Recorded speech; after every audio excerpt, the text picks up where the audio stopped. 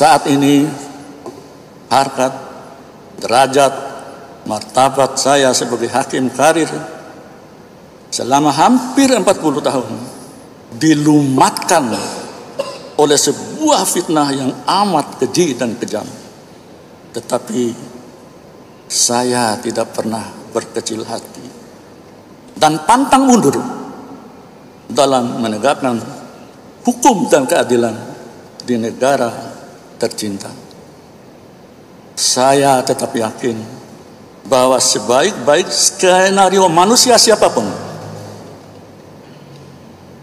untuk membunuh karakter saya, karir saya, harkat dan derajat, serta martabat saya dan keluarga besar saya, tentu tidak akan lebih baik dan indah dibandingkan skenario atau rencana Allah Subhanahu wa Ta'ala, Tuhan yang Maha Kuasa. 17. Saya hanya berpasrah diri kepada Allah Subhanahu wa Ta'ala atas fitnah dan fitnah yang keji dan kejam yang menimpa diri dan keluarga saya. Saya tidak pernah berkecil hati sedikit pun terhadap fitnah yang menerpa saya, keluarga saya selama ini. Bahkan ada yang tega mengatakan MK sebagai mahkamah keluarga. Masya Allah. Mudah-mudahan diampuni oleh Allah Subhanahu wa Ta'ala. Jadi sebuah keputusan Mahkamah Konstitusi bukan berlaku untuk hari ini, tapi berlaku untuk generasi yang akan datang.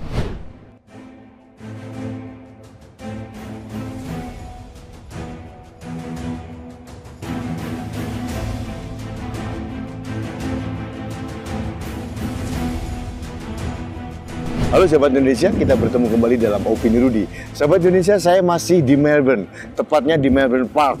Di belakang saya adalah Rod Laver Arena. Komplek Melbourne Park ini digunakan untuk Australian Open, salah satu serial dari Grand Slam. Saya berbahagia bisa ada di Melbourne Park.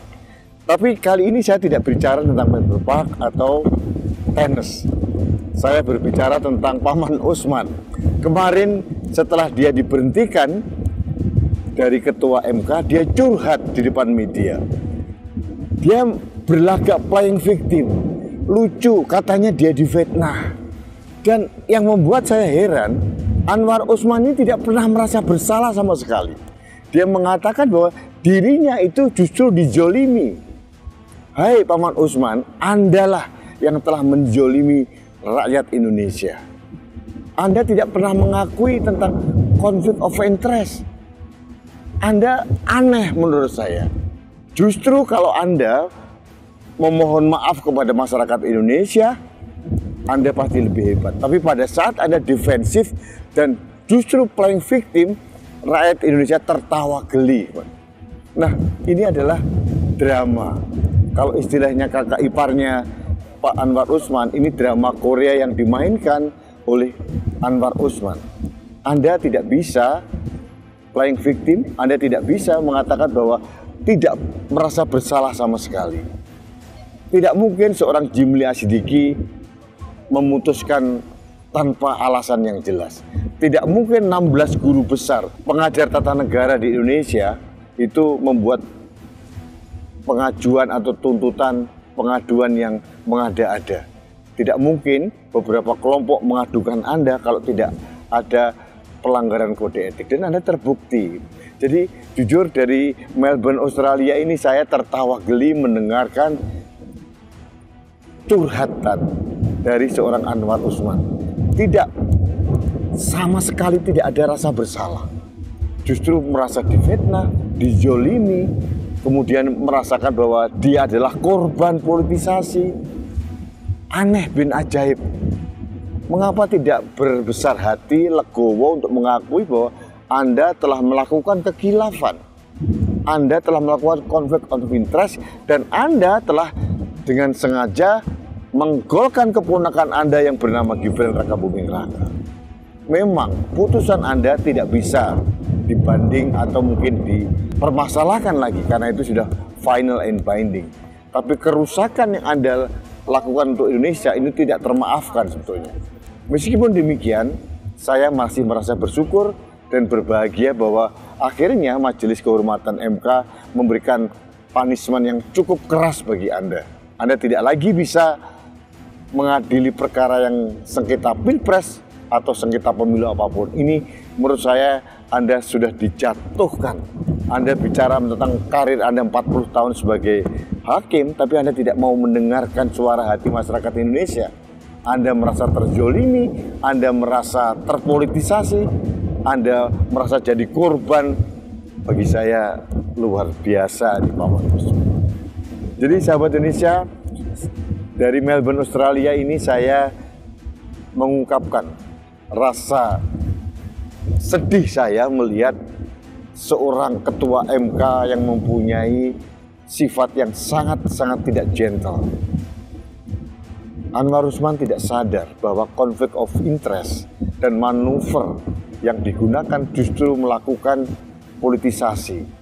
Hasil dari keputusan yang dipimpin oleh Anwar Usman itu menimbulkan kerusakan demokrasi, kerusakan nilai-nilai hukum, nilai-nilai etik, nilai-nilai moral, dan itu sangat menyakitkan rakyat Indonesia. Jadi kalau sekarang Anwar Usman merasa terzolimi, mohon maaf, drama Anda tidak mempan.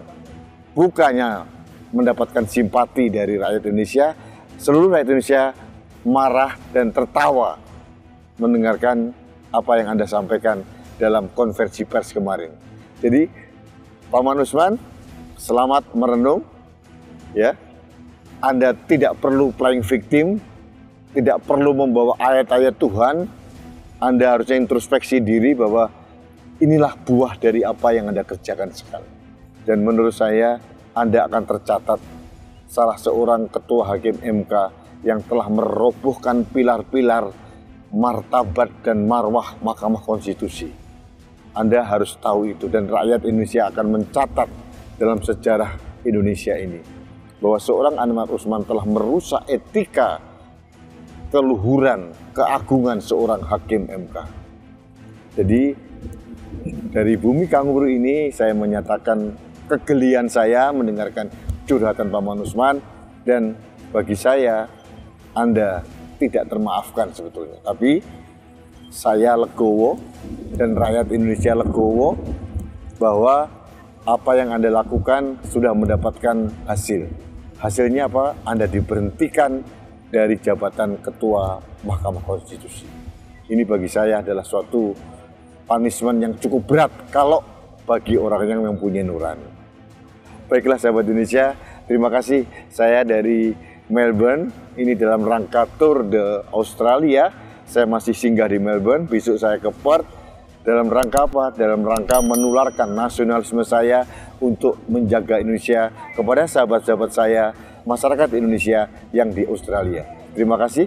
Dari Melbourne Park, Australia, kami mengabarkan opini Rudi berikut ini. Terima kasih, kita bertemu kembali dalam opini Rudi selanjutnya. Sampai jumpa.